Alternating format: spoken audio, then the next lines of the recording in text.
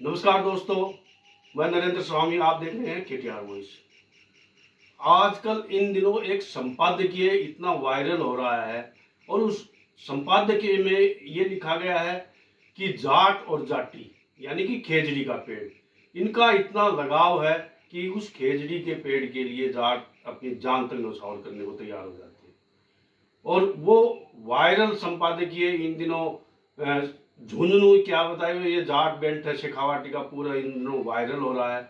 और वायरल करने वाले संपादक भी मेरे साथ हैं, हरेश जी पवार। और दूसरी तरफ एक जाट समाज के युवा नेता हैं या सामाजिक कार्यकर्ता कहें, वो भी हमारे साथ हैं। वो भी अपने समाज के बारे में बताएंगे। सबसे पहले तो मैं जो संपादकीय लिखा है भीम प्रज्ञा में, जो वायरल हुआ है, उसके संपादक हरेश पवार जी से जानना चाहता हूँ। सर, ये संपादकीय लिखा है तो इस संपादकीय में एक बात आई कि जाट और जाति का इतना लगाव, और उसमें पूरी व्याख्या की है कि जाट किस तरह से अपने जाति के लिए क्या क्या कर सकते हैं। त्योहार आता है तो भी एक जाति की महत्वपूर्ण व्याख्या की है। क्या कहेंगे उस बारे में? सर नरेंद्र जी, आपका बहुत बहुत स्वागत है।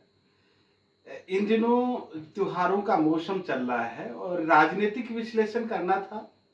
मैं भीम प्रज्ञा अखबार में रोज संपादकीय लिखता हूं। मैं बोलूंगा तो फिर कहीं बोलता है। जाट और जाति नाम का संपादकीय मैंने लिखा, तो दोनों ही मुद्दों पर मैंने बारी बारी से चर्चा की है।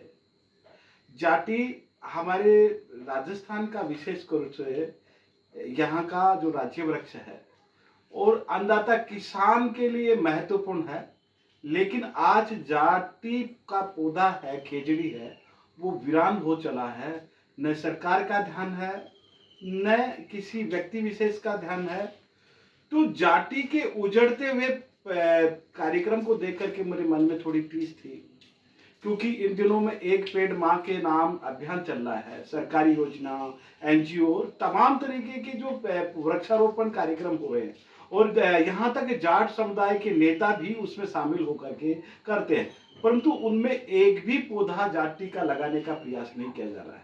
हजारों साल से जो राजस्थान की मिट्टी को जो बह करके चलने में मिट्टी का जो अंधकार के साथ उड़ करके जाते, उसकी कटाव को रोकने का यहाँ जाति के जो फल सांगरी है, राजस्थान की तो पधारो हमारा देश सांगरी के साग के साथ में जो मनोहार होती है, उसकी अपने आप में एक अनूठी कहानी है। लेकिन इस जाति को बचाने का प्रयास नहीं किया। आज से कई साल पहले जो खेजरली का जो जाति बचाने के लिए बिश्नोई समाज ने जो आंदोलन किया, तो वो जाति आज वीरान हो चुकी है। वो आज अपने अस्तित्व के खतरे में है, उसको बचाने की प्रयास नहीं। दूसरी तरफ मैं बात करूं राजनीति की, जाट और जाति दोनों का अस्तित्व खतरे में इसलिए है, कभी ये जाट समाज अपने स्वाभिमान के लिए, अडिगता के लिए और आत्मविश्वास के साथ में अपने आप को राजनीति में भी स्टेबल कर चुका था। हरियाणा जहां जाटू का बेल्ट होता था, जाट राजनीति का गढ़ माना जाता है, पिछले 10 साल में वहां से सफाया हो गया। ऐसा लगता है जिस तरीके से खेतों से जाति कटी जा रही है और जाट राजनीति को समाप्त करने का सर्जिकल स्ट्राइक चल रहा था। उस बात को मैंने कुछ लिखा था। जाट के चूट को भरने का काम करने का प्रयास किया था कि ये जागो, तुम्हारी विरासत, राजनीति की विरासत भी आपके हाथों से चल लेती है। पंचायत से लेकर के संसद तक जो जाट उत्तर प्रदेश से चलकर जाता था, वहां के वोट को खंड खंड किया गया, विखंडित कर किया गया, वहां से सफाया होगा। उत्तर प्रदेश से लेकर के हरियाणा, पंजाब और राजस्थान में भी चुनिंदा जो बेल्ट है आपका, जो शेखावाटी है, नागौर है, ये झुंझुनू सीकर चूरू है, यहाँ के जाटों को भी समेटने के लिए। तो मैं कई दिन से कह रहा था मैं बोलूंगा तो फिर कहोगे कि बोलता है, पर बोलने का मन इसलिए साहस किया क्योंकि समाज विशेष पर टिप्पणी करने का मुझे कोई अधिकार नहीं है। मैं आपको बीच में रोकना चाहूंगा कि जाट जो समाज है शिक्षा के क्षेत्र में अग्रणी है, चाहे वो अपनी बेटियां हो चाहे बेटे हो, शिक्षा के रूप में अच्छी पहल करते हैं। उनको पढ़ाने के लिए चाहे कहीं जाना पड़े, चाहे अपने मकान गिरवी रखना पड़े, चाहे जमीन बेचनी पड़े, लेकिन बेटे बेटी को पढ़ाते हैं। लेकिन ये जागृति कहें या ये शेखावटी बेल्ट है, अगर राजनीति की बात करें तो इसमें तो दिखाया है नहीं। आज आप देखेंगे, जाट राजनीति की हम बात करें हैं तो जो शेखावाटी की बात करें, हम शिक्षा में अव्वल की बात करें हैं, हम बात करें कि हमारे सैन्य शक्ति की बात करते हैं, तो यहाँ का जो समाज ने जो शिक्षा में पहल की, आज शिक्षा के आंकड़े बेटियों की यदि पूरे देश में चर्चा जाती है, झुंझुनू की पूरे राज्यपाल जो जम्मू कश्मीर के राज्यपाल सत्यपाल मलिक जब ये बात कहता है कि आप कभी आप तीर्थों की यात्रा करें तो आप झुंझुनू के गांव में जाइए जहाँ के शहीद स्मारक बने हुए हैं, तमाम यहाँ सांस्कृतिक सौहार्द का सांस्कृतिक वातावरण है। और इसी का परिणाम था कि काफी समय से यहाँ के जाट दिग्गज नेता रहे हैं। लेकिन अब जो स्थिति बनती जा रही है, यह समाज जो आपका सामाजिक रूप से समृद्ध भी बना, आप खेती में भी, आप हरित क्रांति, श्वेत क्रांति, जितनी भी क्रांति लाई उन्होंने पहल की। बेटियों को पढ़ाने के लिए जो घूंघट के पट खोल आगे बैठकर बोलने का नारा जाटों ने दिया। आपको खेतों में सबसे पहले उर्वरक का प्रवेश करके अन्नदाता किसान ने सबसे पहले अपने खेत में प्रयोग किया। पशुपालन में नवाचार करने का इन्होंने किया, दूसरे समाज में सोसाइटी, तो सामाजिक रूप से जो उभार आया था। लेकिन राजनीतिक रूप से जो सर्जिकल स्ट्राइक होकर के किनारे किया जा रहा है, आप देखिए जगदीप धनखड़ को उपराष्ट्रपति बनाया गया कि जाट वोट को भुनाने के लिए। लेकिन ये एक मुहावरा बन गया कि बीमारी का बहाना दे करके उपराष्ट्रपति को किनारा कर दिया और जाट चुपचाप ये सहन करता रहा। सतपाल मलिका के साइलेंट तरीके से उनके मृत्यु के बाद में कोई राजकीय सम्मान नहीं देना और जाट नहीं बोले, जाट वाली घुंडी दिखाई नहीं। तब मुझे मंदिर में अंदर से कचोट आई कि आखिर जाट समाज इतना शिथिल कैसे सो गया। जब जब क्रांति आई, चाहे हम बात करें 1962 की युद्ध की बात करें तो झुंझुनू के जाटों ने अलग जगाई। आप बात करें कि 1971 के बाद में पाकिस्तान के दांत खट्टे करने के, तो यहाँ के जाटों ने अगुवाई की। कारगिल युद्ध में भी यहाँ के योद्धाओं ने सबसे ज्यादा अपनी शहादत दी। तो ये जाट कौम की बहादुरी की बात है। परंतु आज जब झुंझुनू के जाट को और दिल्ली के बड़े दरबार में बेइज्जत करके और चुपचाप निकाला गया, जाट यहाँ का बोला नहीं।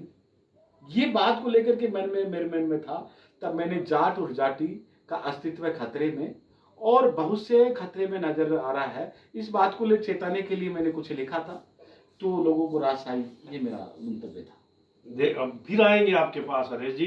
पहले हमारे साथ ये नौरंग जी डांगी हैं, जो युवा कार्यकर्ता कहें, नेता कहें, क्योंकि इन्होंने विधानसभा का चुनाव भी लड़ा था और जाट समाज के जो कार्य हैं उन पे अच्छी पकड़ भी रखते हैं। तो सर, ये जो संपादकीय लिखा गया है, क्या ये सटीक मानते हैं इसको? सबसे पहले तो नरेंद्र जी, आपको और दर्शकों को बहुत बहुत धन्यवाद। और सबसे बड़ा धन्यवाद मैं हरीश जी पवार को देना चाहूँगा, जो भीम प्रज्ञा अखबार चलाते हैं, उसके संपादक हैं। इन्होंने इस बहुत मार्मिक मुद्दे को एक संपादकीय के रूप में प्रस्तुत किया, इसके लिए हरीश जी आपका बहुत बहुत धन्यवाद। ये जो संपादकीय मैंने पढ़ा है, ये आपने बहुत सटीक, एकदम सटीक लिखा है। इसका सबसे बड़ा मैं अपने ऊपर एग्जाम्पल दूंगा। मुझे नहीं पता था जाट का जाति का क्या संबंध है, लेकिन मैं जाट समाज से आता हूँ। 1 साल पहले मैंने 100 जाटियां खेत में लगाई। आपने आज संपादकीय लिखा तो मुझे याद है कि मैंने जाटियां क्यों लगाई।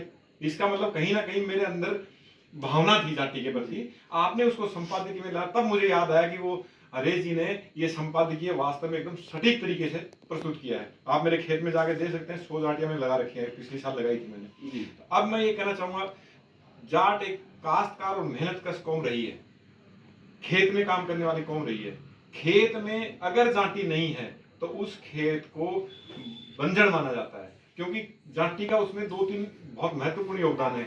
एक तो जाति का पेड़ किसी भी लगता है, दूसरा उसका पेड़, छाया और पत्तियां, उसका फल जिसको हम सांगरी बोलते हैं, हर चीज काम में आती है, उपयोगी है उसके लिए। ज्यादातर पेड़ों की छाया है, उसके नीचे फसल नहीं पैदा होती है। जाति एक ऐसा पेड़ है जिसके नीचे फसल पैदा हो सकती है, इसलिए उसका जाति के प्रति जाट का लगाव स्वाभाविक था।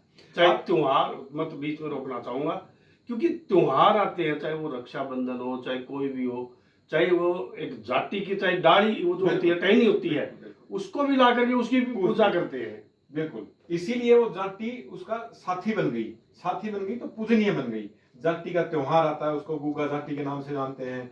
शादी में भी जाति को पूजते हैं। शादी में जब जोड़ा आता है पति पत्नी, मांडा भी लगाते हैं, मांडा तो में भी वो जाति लगाते हैं, लगाते जाति वही हैं। लगाते तो ये हैं। पूजनीय हो गई। एक मैं निवेदन और करना चाहूंगा, जाति जो पौधा है वो राजस्थान में तुलसी के समान माना गया है। बिल्कुल। और राजस्थान की यदि तुलसी कहें तो जाति को कहा जाता है। तो मेरा एक पर्यावरण संवर्धन की दिशा में भी एक संदेश था, दूसरा सामाजिक समृद्धता की ओर संकेत था।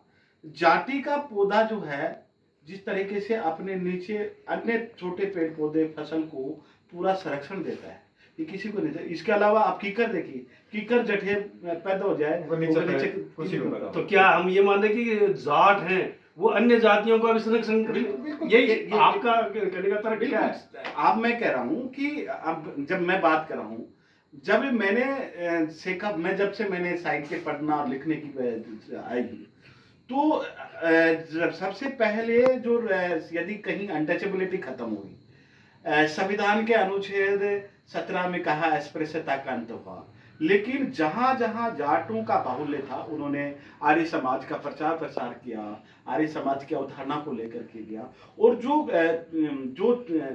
अछूत जातियां थी उन लोगों को अपने खेत में काम दे करके, काम के साथ में लगा करके उन बच्चों को उनके साथ खाना भी सबसे पहले शुरू हाँ, तो ये भाईचारा समन्वय का काम बना करके काम किया। मैं इसलिए एक बात और बताऊंगा कि जो जानकारी अगर आपको ज्यादा होगी, क्योंकि आपका अखबार भीम प्रज्ञा है, अगर बात करें तो ये अगर इसका पहले जो ग्राउंड देखते हैं तो ये मेघवाल से, एससी समाज से उनकी सोच सामने आती है। लेकिन एक बात मेरे को जो जानकारी मिली है उसमें क्या है कि मेघवाल समाज और जाटों का गोत्र भी आपस में मिले हुए हैं, कई गोत्र नहीं, सारे किसान वर्ग से हैं। सभी जो किसानों की बात करें हम, तो जितने भी गोत्र की बात करें तो किसान यंत्रों से ही गोत्र बने। जैसे जाटों में गोत मिलेगा, जो मिट्टी के मर्त भांड होता है मात बोलते हैं, डांग से बना है, लाठी को डांग कहते हैं। तो ये हमारे नौरंग जी हैं, डांगी हैं, तो डांग लाठी को कहते हैं, है ना। तो हाल है, खेत के नाम है, कुहाड़ है, कुल्हाड़ा होता है, वो कुल्हार बन गई। तो ये सारे जो हैं ये नाम भी इसी से, माट है, कुल्हार है, आपके हल जोतने में हलवान से हलवान बने, अहलावत बने। ये सारे जो किसान खेती के यंत्र हैं, खेती के संसाधन, वो इन्हीं से गोत्रों की भी खाप बनी हुई हैं। और यही सब सभी समाजों में मिलते जुलते आपस में मिलते जुलते हैं। तो ये तो सामाजिक सौहार्द, सामाजिक वातावरण के था। परंतु इसके पीछे जो राजनीतिक रूप से जो छुटका भरने का मेरा उद्देश्य था कि मैं बोलूंगा तो फिर कहोगे कि बोलता है। हालांकि पूरे 2 दिन से मेरे जैसे संपादकीय प्रकाशन में आई है, बहुत से विद्वान लोगों के टिक्का टिप्पणी भी आ रही है, पॉजिटिव नेगेटिव दोनों तरीके से। परंतु जितना अप्रिशिएट किया गया है, ये कि मैं लिख रहा था तो मुझे लग रहा था कि किसी समाज के ऊपर कटाक्ष करना या समाज को के लिखना, कहीं ये समाज में कहीं खटास तो पैदा नहीं। पर लोगों ने कहा कि हमें ये आपने एक चेतना करने वाली संपादकीय लिखा है कि समाज में जाकर नौरंग जी से पूछना चाहूंगा कि इन्होंने एक राजनीतिक टीका टिप्पणी भी की है जिसमें जाट समाज की राजनीति किधर जा रही है। क्या कहेंगे आपके राजनीति के बारे में? हम किसी के ऊपर टीका टिप्पणी नहीं करना चाहते, लेकिन जो परिस्थितियां इन्होंने संपादकीय लिखा है उसमें कहा गया है कि जाट की राजनीति किस साइड में जा रही है, क्या कहेंगे आप? राजनीति का जो ध्रुवीकरण है वो समाज की शिक्षा से संबंध रखता है। जैसे जैसे समाज शिक्षित होता गया वैसे वैसे उसमें राजनीतिक चेतना आती गई। जाटों में राजनीतिक चेतना बहुत पहले आ गई थी, बाकी समाजों में धीरे धीरे आई है। अब धीरे धीरे बाकी समाजों में जो चेतना आई है तो उस चेतना का ये परिणाम हुआ कि जाटों की जो जागृति अकेले दिखती थी वो अकेली नहीं रही है, अब बाकी लोग भी आ गए। ऐसा नहीं है कि जाटों की को किनारे कर दिया गया है या जाट राजनीति से हट गए हैं, हटे नहीं है, ये स्वरूप बदल गया है राजनीति का। इसको हमें समझना चाहिए, ये हमें समझने की जरूरत है। जाटों की राजनीति की पकड़ है वो आज भी, आप नुक्कड़ पे जाएंगे या कहीं गांव में जाएंगे तो जाटों की राजनीतिक चेतना आज भी ज्यादा है। लेकिन चूंकि बाकी समाज में भी राजनीतिक चेतना है जो आना चाहिए और बहुत अच्छी बात है, ये लोग भी आए हैं तो वो कहीं ना कहीं वो बैलेंस होता दिख रहा है। पहले वो बैलेंस नहीं था, वन वे चल रहा था। जाटों में बड़े बड़े लीडर भी हुए हैं, चाहे नागौर में नाथूराम मिर्जा हुए हैं, झुंझुनू में शीशराम मोहड़ा भी रहे हैं, या हरियाणा में भी बड़े बड़े हैं और खाप भी हैं अच्छी बड़ी बड़ी। लेकिन जो इन दिनों एक चर्चा का विषय बना हुआ सत्यपाल मलिक और जगदीप धनखड़, उनके बारे में क्या कहेंगे? और सत्यपाल मलिक साहब ने अपने जीवन का ज्यादातर हिस्सा एक ईमानदारी से और समाज के हित में लगाया। उन्होंने उनके अपने विचार थे जो उन्होंने बताए। कुछ विचार ऐसे थे जिनसे सरकार सहमत थी, कुछ ऐसे थे नहीं थी सहमत। ये उनका राजनीतिक मुद्दा है। उनका व्यक्तिगत जीवन बिल्कुल ही निष्पक्ष और समाज के लिए समर्पित था। ईमानदार नेता थे और आज भी ईमानदारी की छवि को छोड़ के यहाँ समाज में गए हैं। जगदीप धनखड़ साहब ने जो पद संभाला, जिस ढंग से राज्यपाल का पद संभाला, बहुत शानदार संभाला बंगाल में, और उपराष्ट्रपति का पद भी उन्होंने लगभग ठीक संभाला। अब उन्होंने स्वास्थ्य का कारण देते हुए राजनीति से जो इस्तीफा दिया है, ये एक चर्चा का विषय बना हुआ है। हमारे समाज में भी, जाट समाज में जिसे मैं आता हूँ, उनमें भी एक चर्चा का विषय है। इसके बहुत सारे पहलू हैं, लेकिन ये नहीं होना चाहिए था। एक पद की गरिमा है, उस गरिमा में बाई चांस अगर वहाँ तालमेल नहीं था तो ये सरकार का काम है मशीनरी से तालमेल बिठाने का। सरकार को तालमेल बिठाना चाहिए था। ऐसा नहीं है एक व्यक्ति और सरकार टकरा नहीं सकते। ये कहीं ना कहीं तालमेल की, सामंजस्य की कमी थी, जिसका ये परिणाम हुआ। देखिए, आज हमने जो संपादकीय वायरल्स के बारे में भी चर्चा की और जाट समाज के बारे में, लेकिन सबसे मैं बताना चाहता हूँ, हमारा मकसद ये नहीं है कि किसी समाज के खिलाफ बोले, किसी सरकार के खिलाफ बोले या किसी व्यक्ति के खिलाफ बोले। हमारा वायरल हुआ था संपादकीय, इन्होंने लिखा, अपना चिंतन लिखा और इन्होंने भी अपना लिखा। आगे भी हमसे जुड़े रहिए और सब्सक्राइब करते रहिए। नमस्कार, धन्यवाद।